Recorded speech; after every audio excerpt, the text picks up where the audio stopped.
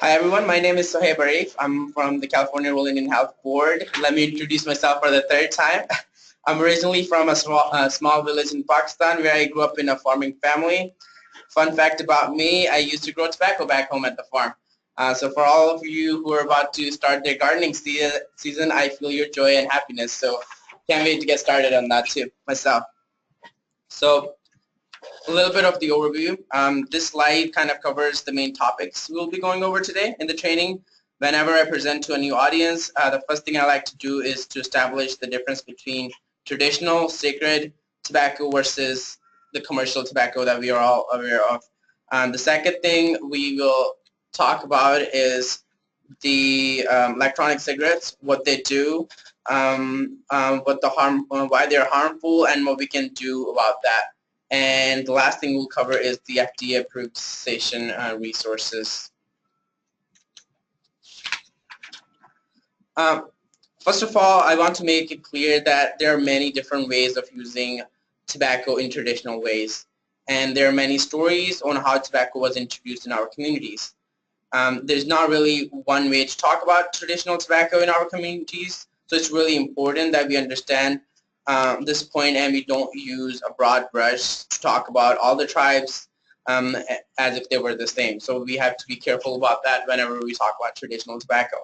That being said, there are commonalities and similarities, and I've listed some of them here and I'll talk about them. And we can use them for examples to distinguish between the traditional and the commercial tobacco. Many stories emphasize the sacredness of the plant and its powers to both heal if used properly and harm if used improperly. Some research actually say that original tobacco was discovered as far back as 18,000 years ago.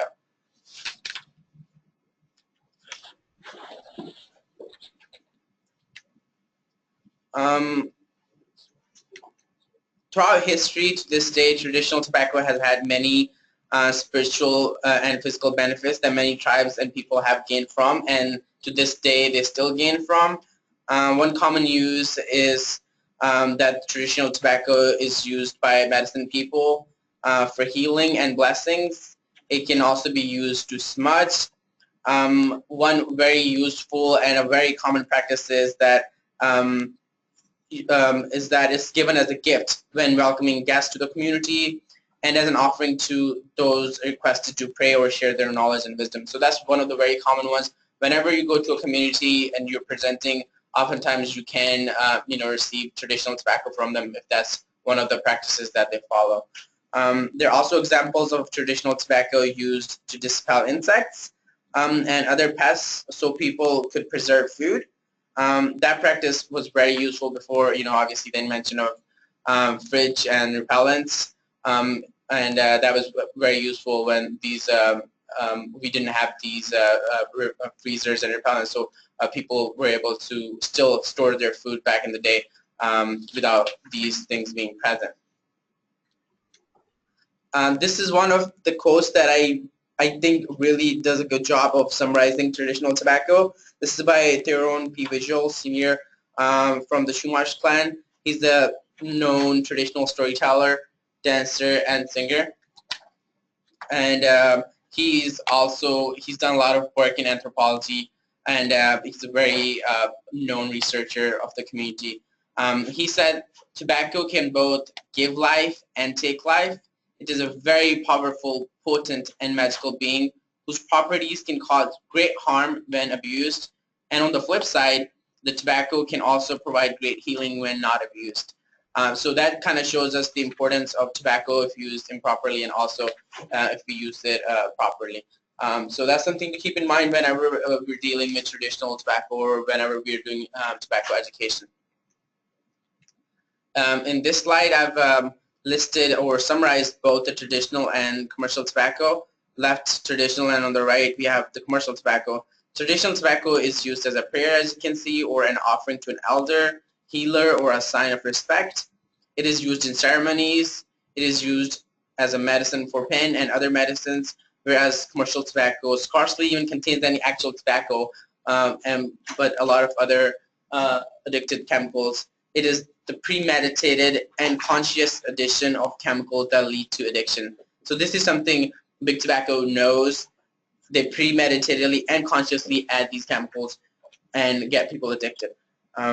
The big tobacco, deliberately also targets specific consumer groups based on their background and culture. So that's also been the case in the past and still continues to do so even with electronic cigarettes, like we'll talk about in the later slides. Next slide.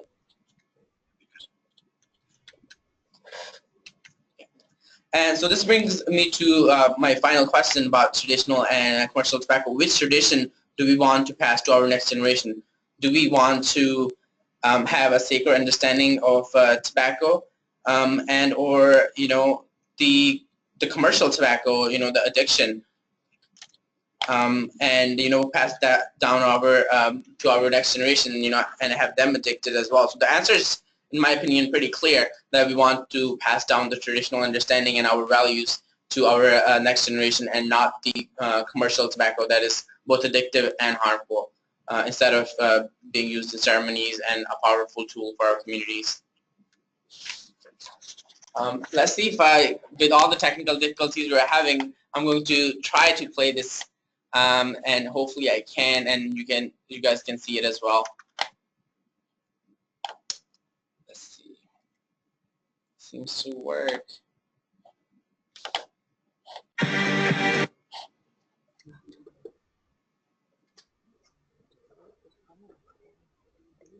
Screen.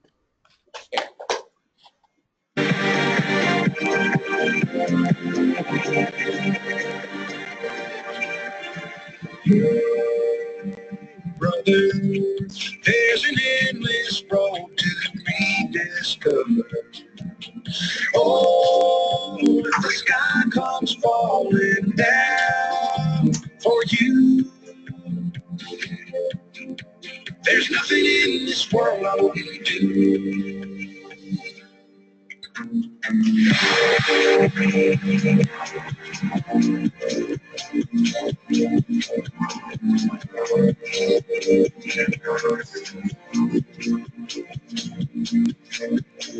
For everything friends do for each other, this new year, return the favor. Friends don't let friends smoke. Give them the only electronic cigarette worth switching to. The Enjoy King. Cigarettes, you've met your match.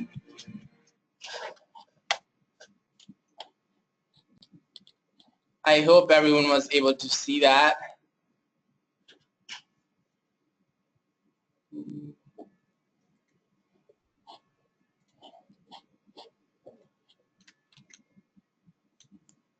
Let me put it back on the slide so we can go back to where we were.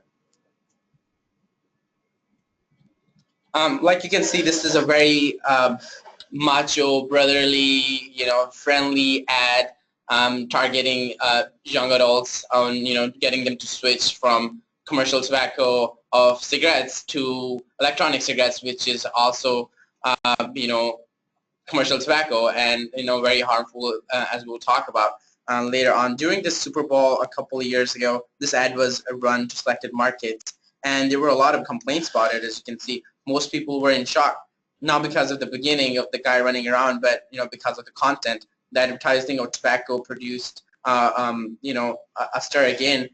This hasn't been on the TV since the 70s, where the last ad was aired, I think, on the New Year's on 1971, and now 43 years later, here we have a tobacco kind of similar advertisement again on the TV. This brought national attention to e-cigarettes, although prior to running this ad, we kind of saw the increase of uptake of e-cigarettes by youth.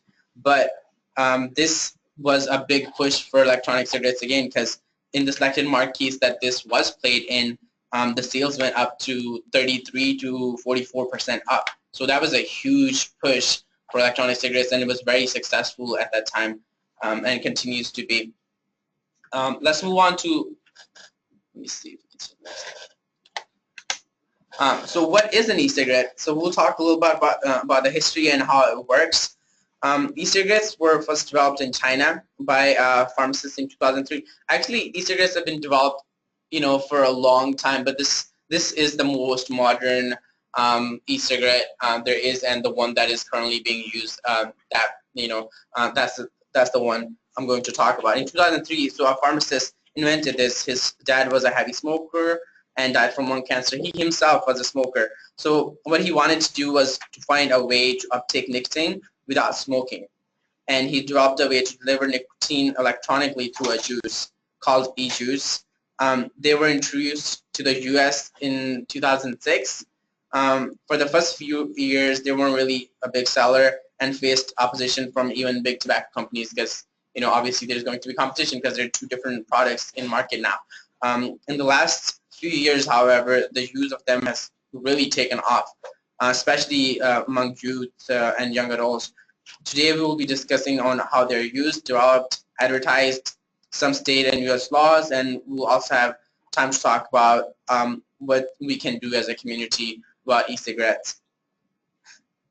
First of all, e-cigarettes come in a variety of formats. They can be disposable, reusable. Nicotine is dissolved in a propylene glycol, common aerosol also used in antifreeze, and it's dissolved. Nicotine is dissolved in that. And when smoker takes a drag, I hope you guys can see my cursor because I'll be pointing there. When they take a drag, a small battery, which is right here, is connected to a microprocessor right there, which is connected to a heater. So when a smoker takes a drag, this releases a warm nicotine vapor. And depending on the type of the e-cigarettes, the amount of nicotine delivered in a puff is not always the same. It varies between e-cigarettes. It also varies between the electronic juice you use, and also, obviously varies between how much of a drag you take. If you took a strong drag, you'll, get more nicotine compared to if you take, a smaller drag. The act of smoking an e-cigarette is now called vaping mostly, and it can be, if it can be liquefied, if there's anything you can liquefy, it can be vaped. And so this leads to other problems, not just nicotine, but also this type of delivery system is used for smoking marijuana, methamphetamine, heroin, and we'll discuss a little bit of this in the upcoming slides as well, of how other drugs can be used using electronic delivery systems. Here are some pictures and types of e-cigarettes. Although we are referring to them as electronic cigarettes here, or e-cigs, there's a lot of things you can call them. Technically, they're referred to as electronic nicotine delivery system, or ENDS. They can be known as e-cigs, e-cigarettes, e-hookahs, e-cigars, and many other terms. These keep changing, rapidly over time. They come in many shapes and forms. Disposable ones, they often look like regular cigarettes, like the one on the bottom left right here, and are equivalent of about a pack of cigarettes, so about 200 puffs. These can be as you can see, with lids on, they can often look like an ink pen or a mascara, and youth are more likely to have these types, so they can easily disguise them in school or at home because they look like a pen. So a parent or a teacher wouldn't know if this is an e-cigarette or just a regular pen or a mascara. But young adults, they have a little more freedom from their parents and teachers, so they find it cool to walk around with these big bulky ones because they're very visible. They're very mechanical and big metal pieces. They look very cool and perceived as cool. So a lot of young adults are kind of using those instead of the bottom ones, which are easier to disguise. Let's talk a little about electronic cigarette sales. The sales are increasing drastically, as you can see from the charts. Over the few years they have been in the market since the 2006. I'm talking about when they were introduced in the U.S. market. They have experienced a tremendous increase in sales. As you can see, from the 2013 to 2014, the sales almost doubled from 1.5 billion to 2.8 billion dollars. In 2017, the sales could reach up to $10 billion, but hopefully that doesn't happen. We have some regulations being passed and actually have passed, and hopefully that can slow down these numbers. This is a very recent slide I just found at the CDC. This is from the CDC database from National Health Interview Survey in 2014. A lot has happened since then. I know we're 3 years later, but good and credible data on e-cigarette is really hard to find. They haven't been there for that long to be studied to an extent to have a lot of different and credible data sources, but we use what we can at this time. Anyways, this graph does a pretty good job of showing current e-cigarette use, and from the looks of it, our communities is the only one that is significantly different from the rest of the population, and that's not really a good thing in this situation. We're at 10.7% electronic cigarette use, while all others are less than 5%. And just like regular cigarettes, this is a common trend that our communities tend to face higher prevalences and use of these products. And I think a lot of this has to do with our community already having a large number of cigarette users in the first place, so it's easily transferable, where in other communities that might not be the case. And I would really be interested in seeing how our young adults and teens compare to other young adults and teens in the community, because I haven't seen data on that so far. So it would be really nice to see, because that's one of the bigger population that's being targeted at this point. So I would like to see how that kind of plays out in a couple of years or so. Let's talk a little about, I know regulations aren't the best thing to talk about, but we'll see what's going on on that side. And it is one of the most effective ways to make sure that these sales do not continue to rise, or more importantly, to prevent the public, especially the youth, from picking up these habits and products.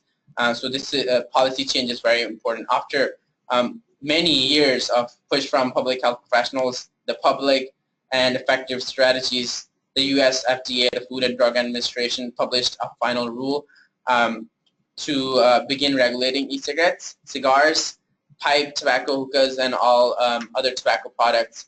As you can see in the finalized rule, this extends regulatory authority to cover all tobacco products, including vaporizers, vape pens, hookah pens, electronic cigarettes, e-pipes, and all other electronic nicotine delivery systems are kind of under the jurisdiction. And FDA can now regulate the manufacturing, the import, packaging, labeling, advertising, promotion, sale, distribution of these products. But these include components and parts of but exclude accessories like pouches you would carry them in and all that stuff. And those are federal regulation. Each state has their own regulation, and not just each state, even some counties have their own different regulations on how e-cigarettes can be used in public and all that sort. For instance, our state is using 2 different pieces of legislation. So when e-cigarettes are concerned, they only have to pay taxes, the e-cigarettes, if they contain nicotine for the state tax. But they will be regulated if that part can be used as part of an electronic cigarette. They will be used as part of an electronic cigarette. That there's a different legislature that has say in that. So there's a couple, legislations that can be used to regulate the e-cigarette and how they're taxed. California, we've passed the 21 law for a while, since the June 9 of 2016. So you have to be 21 to purchase electronic cigarettes now, because they are considered tobacco product. This is not the case in other states, and this is also not the case for some of our military populations, because they are exempt from a lot of these regulations. So they don't have to be 21, and they definitely don't have to be 21 in a lot of other states, because the federal regulation is 18 still, and a lot of states do have that as the age limit as well. So from this, what we can see, I guess, is regulations in every state and county can be different depending on where you are. Like any other industry, e-cigarettes have their advantages, weaknesses, opportunities, and threats. I've listed some of them here. They have a lot of support from the consumers. consumers are big proponents of electronic cigarettes and how they should be allowed everywhere and all that sort. But they're also associated with smoking, so that's a downside for them, because anytime you have something associated with smoking or big tobacco, that usually suffers in sales. They're getting a lot of support from many different markets, and that's a big opportunity because a lot of small businesses are willing to host them and keep them at their shops. One of the bigger threats, I think, is taxation. That's probably the biggest threat, but they're trying to find loopholes so they can get away from that too. And we can talk about that later in questions if that's something we want to talk about. But what is the impact? And what can we do about it is like our concern as educators for tobacco. Well, e-cigarettes are renormalizing smoking behavior. The behavior is becoming cool again. It is becoming the new norm when like cigarettes are becoming a little more stigmatized and looked down upon. But electronic cigarettes are coming up on the other end. They're again cool and the new trend. And I'll be going through the next few slides pretty fast because they're mostly pictures, but you'll get the idea of what's kind of going on in the marketing world for electronic cigarettes. They're doing pretty much the same tactics used by big tobacco. As tobacco control workers, we think of this as the traditional way of targeting youth for tobacco use as it can get. Fruit and candy flavors have always been known as the way to target kids for cigarettes. And in 2014, a lot of this data is from 2014 because that's when a lot of research was done. But as you can see, there were 7,700 unique e-cigarette flavors in 2014, and an average of more than 240 new flavors would be added per month.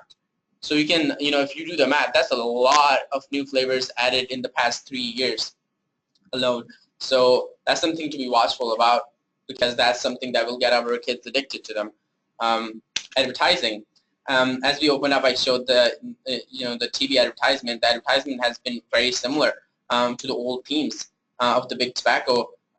Cool, freedom, sexy, glamorous are back again in electronic cigarettes. Enjoy.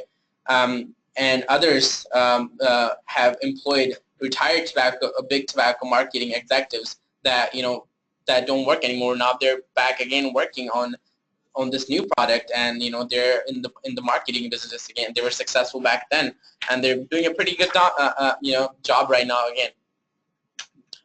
This right here, as you can see on the right, we have the older the Philip Morris, and on the left we have blue, the electronic cigarettes. Pretty much the same thing with the working teams of freedom and having your independence. And again, they're not going to leave out women either, because that's still a big market. This targets women. It rewrites the rule, similar to the themes, for you've come a long way, baby. I don't know if you guys are familiar with that, but this is very similar to that theme. They're getting thin models to advertise for these electronic cigarettes, and that kind of puts out the message that these will make you thin and these will make you sexy and glamorous. So that's kind of being seen all over again. Even billboards you can see have electronic cigarette advertisement. I don't always vape, but when I do, I choose Vapor Shock. That's one of the brand that makes electronic cigarettes and e-juices. And I don't even know why they put the Santa Claus picture up there, but I guess they're trying to appeal to everyone who kind of relates to or like Santa Claus, and I think that's the problem because a lot of kids, who like Santa Claus more, me or the kids, probably the kids, and kids are the one being targeted again here, and so this is a way to appeal to young generation, and on top they're targeting the plugged generation. Think about how often our children use electronic instruments. From the time of preschool, they're already using tablets, cell phone, gaming stations. I didn't use that, but they are now, at a young age using these instruments. And everything they use needs to be plugged into a computer, or, to be charged. And e-cigarettes are just something else that cannot be plugged in and charged. For all the technological advances, this has completely changed the way that youth is targeted by e-cigarette companies, and they've made it so easy for you to use these products. All you have to do is have the e-cigarette. You don't even need to burn it. All you have to do is just plug it into your laptop and it'll get charged. That's easy as it can get for for a youth. That's very easy. They have their own language that a lot of people don't know about, and a lot of time you will I'll get a knock on my door. What does that mean? And what is my kid saying? And you would have to look it up on Google, like what does that word mean? And these words change very fast. You can have you have the vape, mod, throat hit, dry hit. They even have a word for marijuana use, 710, and marijuana wax or oil that can be vaporized with e-cigarettes. So there's a lot of different these new terminologies coming out that you have to keep up with to know exactly what the kids are using. And these change very fast. In a couple of months you'll have a new word that will come out. I think the new one that recently I read was dripping, where they take apart the e-cigarettes and they put the juice on top of the coil, so it makes it really unsafe, really easy to start a fire, and it gives you a more intense flavor and a huge cloud of vapor. So that's the new word that just came out that I haven't even added to my slides yet. So as you can see, in just a matter of a few months, everything can change when we're talking about electronic cigarettes. And the use of influencers has kind of changed. In the old days, we had the companies would pay celebrities and filmmakers to place their products in the movie, but now influencers have become the new norm for marketing. It's not just celebrities like Miley Cyrus, Bruno Mars as influencers. You have YouTubers, as you can see on the top left. I don't know him. I don't think he's a celebrity. I haven't seen him in a movie, but he will make a lot of YouTube videos, and he's popular among the youth. And he will be paid by electronic cigarette companies to advertise for them. And that's very easy because he's not going to require that much money compared to let's say Miley Cyrus or other people. But he's still a very popular icon for the youth, and youth will relate to him and they will start smoking. But not saying that Miley Cyrus is not going to help with the with the advertisement. She is also going to be a big influencer, and that's what they're looking for. They look for who's popular, and they will reach out to them and then have them advertise their product instead of just using movies or other celebrities. Social media memes are very popular. I've actually seen some of them used for health purposes. I think John Moss used. I saw some of his documents, and he was using them to promote health, and that's great. But there's a backside to social media memes. As you can see, they're used and they're created without permission of the of the people that are in the pictures. But they do a great job of targeting anyone. To be honest, you can see there's Toy Story targeting the really young generation, and there's people who watch I don't remember this show, what was this, Breaking Bad. Like if you like Breaking Bad, they have a meme for that. They have Star Wars, Star Trek. This guy is very popular with girls, so they put him in there too. So that's very easy to do. All you have to do is have a picture and then just write words, and then the next thing you know, it's a very popular meme on the internet, and it's going around Facebook and other social media. So that's a very easy way of getting people involved, and when you get people involved, you get them addicted to your product. A YouTube search I did of how to modify your e-cigarette, and it came with 309,000 hits. One thing I forgot to talk about is that some people are using this new technique called dripping. And dripping, you can search it on YouTube, and they'll show you how to exactly drip step by step.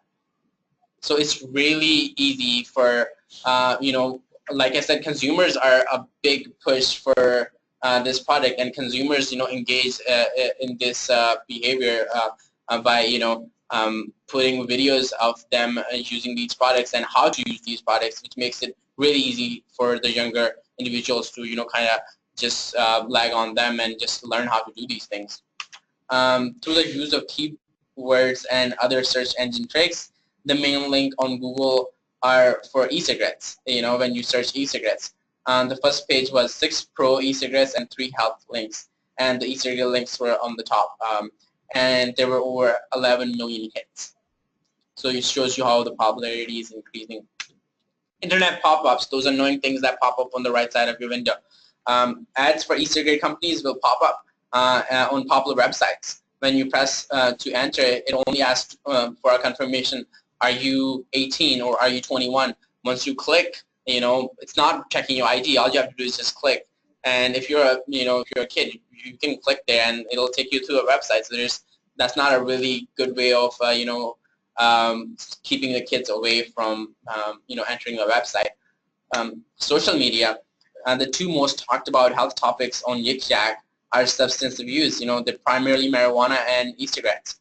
Reddit has a subreddit section for just e-cigarettes. Kylie Jenner on the bottom right posted a video of herself on Snapchat using e-cigarettes and blowing smoke rings. She has over 10 million youth age followers and is the most followed person on social media. So that shows how these people are targeting advertisement and how our youth is being reached. Like I said, it can easily be used for drug use. It is an easy YouTube search with over 170,000 videos on it. So if you don't like one, you have 170,000 to pick from to learn how to use it in a drug. If it can be vaped, it can be used. Is a common way of to use marijuana, methamphetamine, heroin. Unlike what can be viewed as a traditional pipe or a bong, the smoke dissipates very quickly. It does not linger around. If there's a fan on, it won't really even make an odor. Although there is a smell, but it's very slight and it kind of goes away. So you could have your child or your kid smoking right next to you, and you think they're just using this e-cigarette, but they could be using marijuana or methamphetamine without you even knowing about it. Here is the use of e-cigarettes in high schoolers and middle schoolers. From 2013 to 14, high schoolers went from 4.5 to 13.4%, and middle schoolers went from 1.1 to 3.9%. So you can see this is picking up in our youth. And a lot of people say, I'm just using e-cigarettes, I'm not going to use actual cigarettes. But there's a lot of research kind of contradicts that. Teens who use e-cigarettes are 3 times more likely to try actual cigarettes in a year or so, and that's been supported by a lot.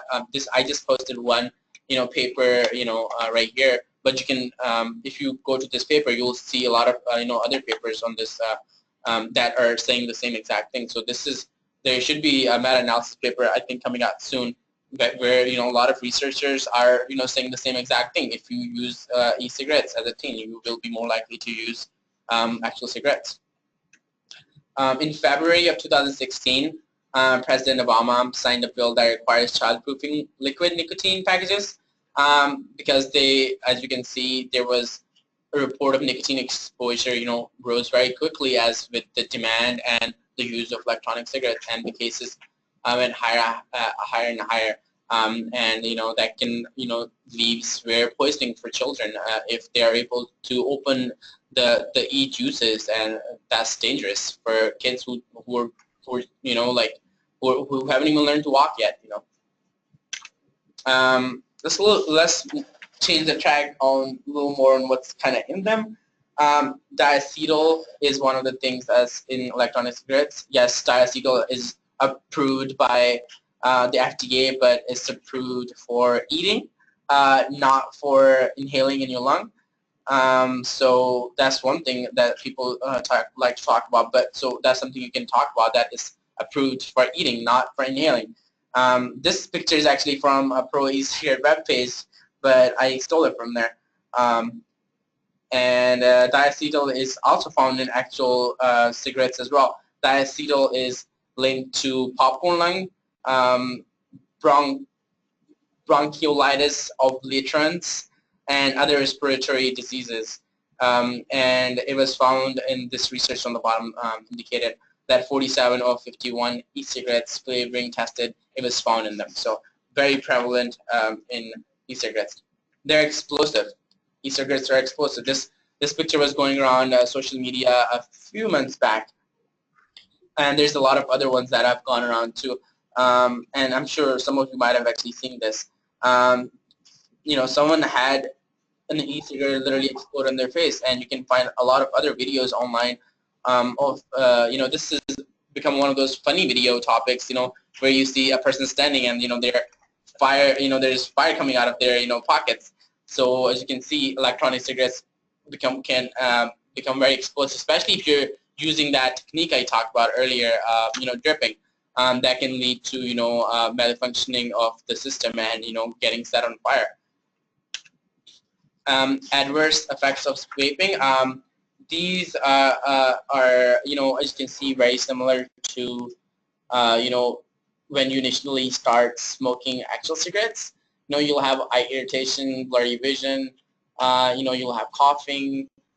You'll have some heart and circulation problem. Your blood pressure will increase. You can have vomiting, nausea, and pain. So these are very similar to initial effects that follow after you start smoking regular cigarettes. And let's not forget there are effects of e-cigarettes, but there's also effects of nicotine, as it is delivered in electronic nicotine delivery system, and the e-cigarettes, nicotine is still present in there. There's a lot of known side effects of nicotine, and those don't just go away because you're not smoking it, you're vaping it now. Those are still present those are still present. So we will still have all the problems that you did have with nicotine coming from cigarettes, now coming from electronic cigarettes. And these, one thing I like to talk about is until 25, your brain is still very plastic, so that is still very, it changes. And if you are using, addictive substances like nicotine or THC, from marijuana, this can alter brain chemistry as well, which can never be recovered. And there's also many other harms to the body, as you can see as well, still, staying from electronic cigarettes because of, just nicotine itself. There's a lot of,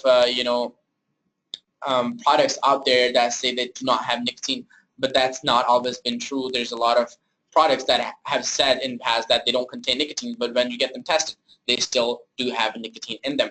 And there's actually some products that said there is nicotine in them, but there was no nicotine in them. So that kind of shows the regulatory, side of these products.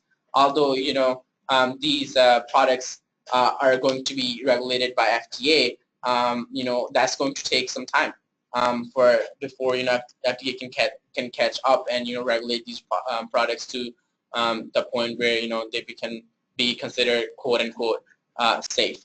But until then, there are going to be a lot of chemicals that are going to potentially harm the body.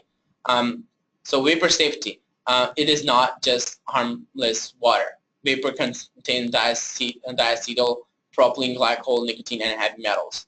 And that's just not vapor. That's a lot of other things in them that have been, shown to be harmful to the human body.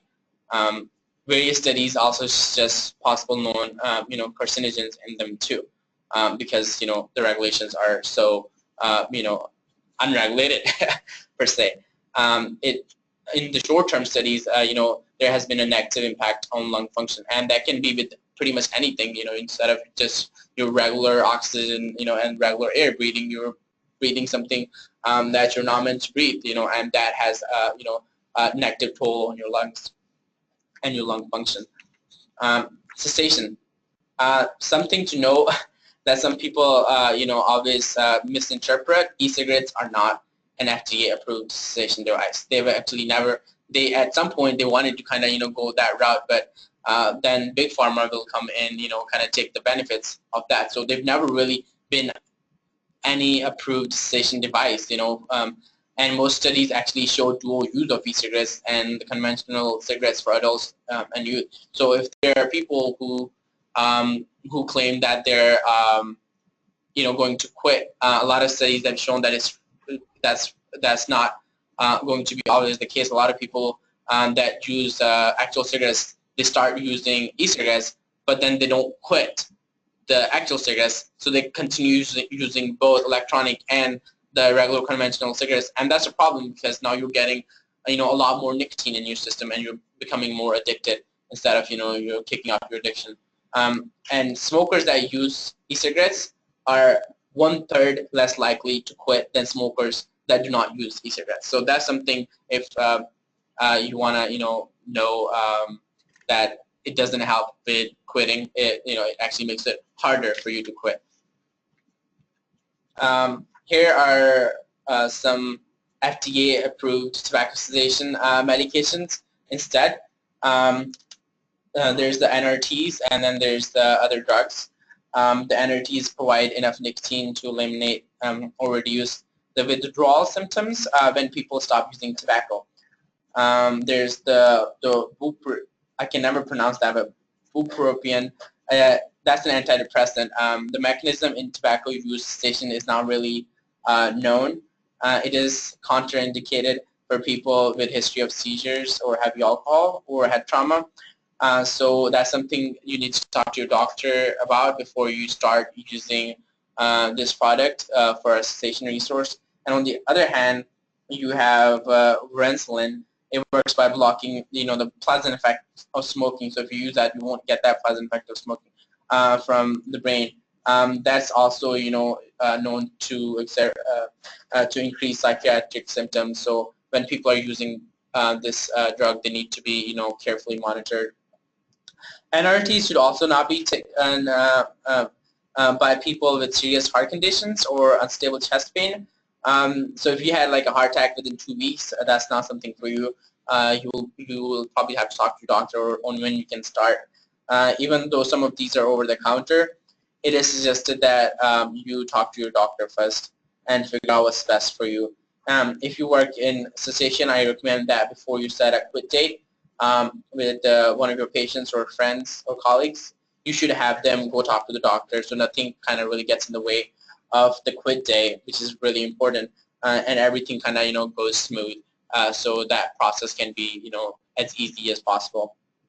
There are a lot of studies that look at the efficacy of these cessations, and I was at a training with the American Lung Association, and the cessation experts suggested that NRTs can have a quit rate of about 20 to 30%. NRTs, again, nicotine replacement therapies, they have a quit rate of about 20 to 30%.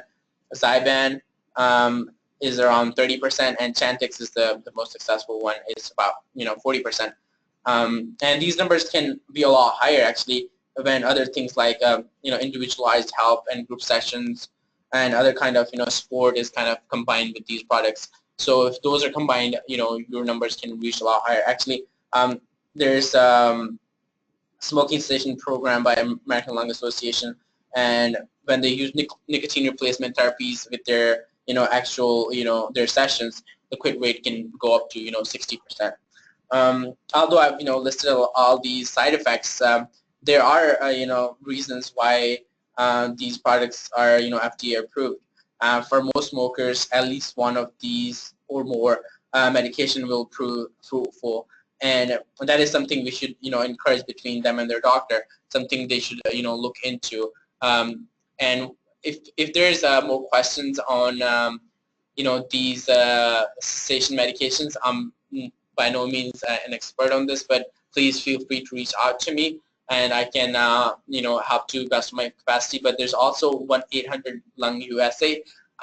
That's where I usually call, or I email them to figure out if there's something that I need to figure out. They're really good at responding back to these questions. And there's also the quit line too, 1-800-QUIT now. But 1-800-LUNG US is very useful when it comes to cessation resources and all these products. These right here are over the counter. We have the patches, the gum, and the lozenges. You can find these over the counter. And there's the prescription ones.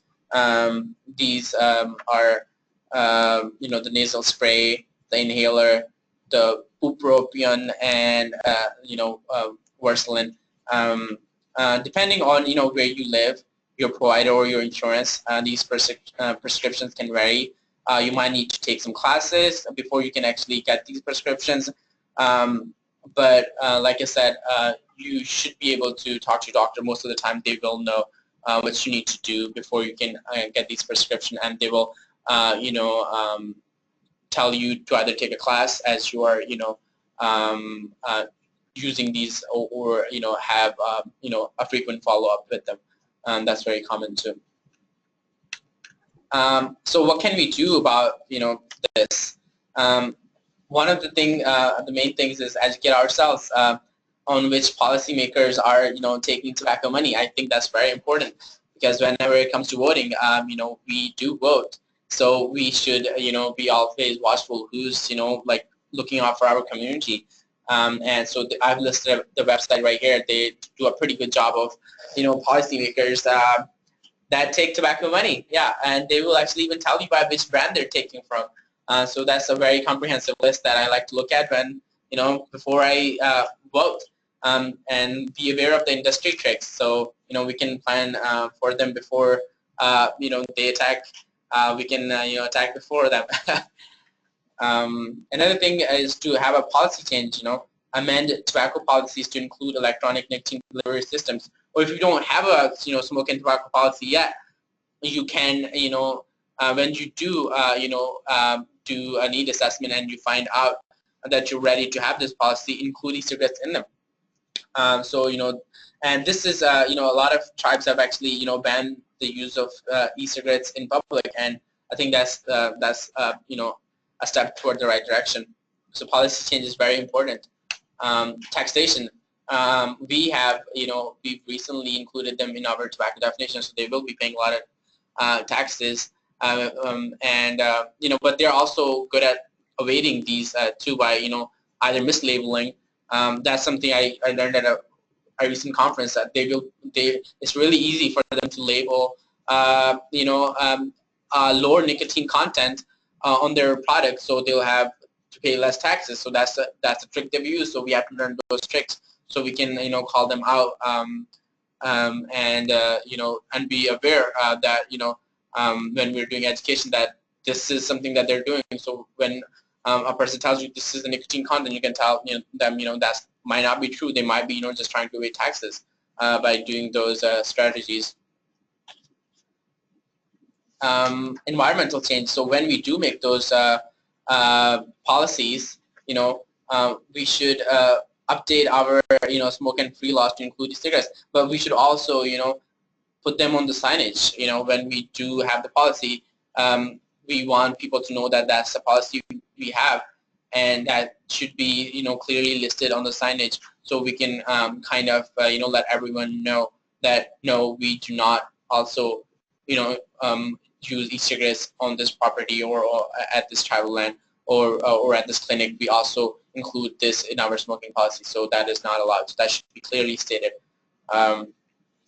Educate everyone. There have been surveys, I don't know recent, but in 2014 there was a survey. 85% of doctors and pharmacists believe that e-cigarettes were used or could be used as a great cessation tool. So that's something we need to even educate our providers. I know some of people over here are like leading clinics, so that's something maybe we can talk about to the doctors that are in our staff, or pharmacists in the staff, to kind of have a talk with them. Do you think this is a cessation tool or not? You might be surprised. You might find a few people that think this is a cessation tool. So that's something, educate everyone. Educate everyone, educate, the people that smoke and people who don't smoke, And actually, one of the thing the first step to take is to stop calling people who smoke smokers. They're not smokers. They're just people who smoke. They're people like us. That's the first way to show alliance to them is we're not going to label you as a smoker. We're going to label you as a person. And you just smoke, and and you can not smoke if we work together. And I think that's about everything I wanted to talk about in this webinar. But if you have any further questions, I'm gonna try to unmute you guys so I can get the questions. I'm gonna have Andrew help me with that. So if you have any questions, please ask now, or you can always send me an email or Julie an email, and we'll be there to help in any way we can. Great information, thank you.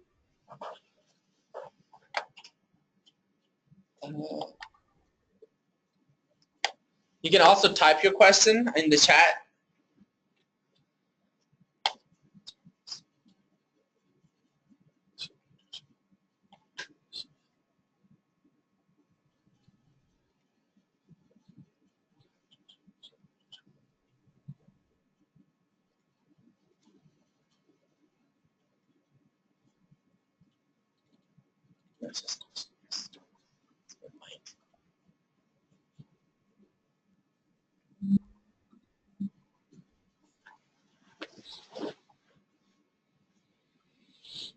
Thank you, Darlene.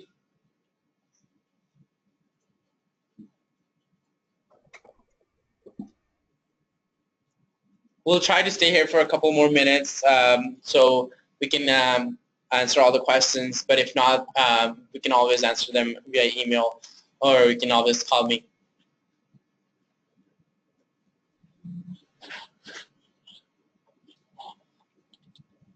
One thing I did forget to say, as as we end this webinar, there will be, I don't want to call it a survey because everyone gets scared of the word survey. There will be 4, I think, questions, 4 or 5. All you have to do is just click, click, click, click, click. It'll take like maybe 1.5 minutes and you'll be done. So don't be scared of clicking on those survey questions.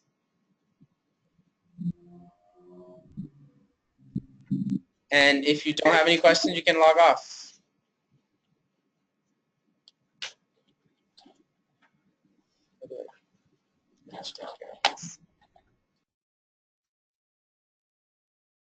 Yeah,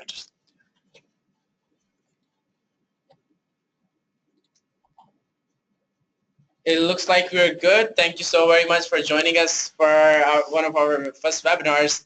I am looking forward to seeing you guys at our resource meeting and also at our next webinars. Thank you, and thank you, Andrew. Thank you.